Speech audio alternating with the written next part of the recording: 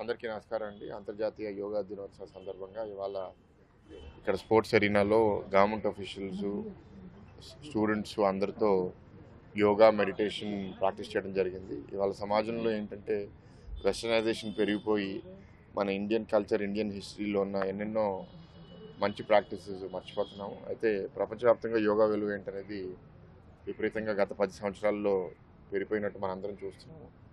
Yoga meditation వల్ల ఏంటంటే ఈ కాలంలో ప్రత్యేకంగా శారీరకంగా, మానసికంగా మనం ఫేస్ చేసే ఎన్నెన్నో ఇబ్బందుల నుంచి మనకి ఒక ప్రశాంతత, రిలీఫ్ అనేది పొందుతాము. ఇంకా ఆరోగ్యంగా ఉండగలుగుతాము. ఫిజికల్ యాక్టివిటీ వల్ల చాలా తగ్గిపోయింది కాబట్టి అందరినీ కోరేది ఏంటి అంటే రోజుకి అట్లీస్ట్ ఒక అరగంట సేపు యోగా మెడిటేషన్కి మనం కేటాయించగలిగితే మనమే కాదు మన కుటుంబం కూడా ఆనందంగా, ఆరోగ్యంగా ఉంటుందని చాలా బలంగా నమ్ముతున్నాను.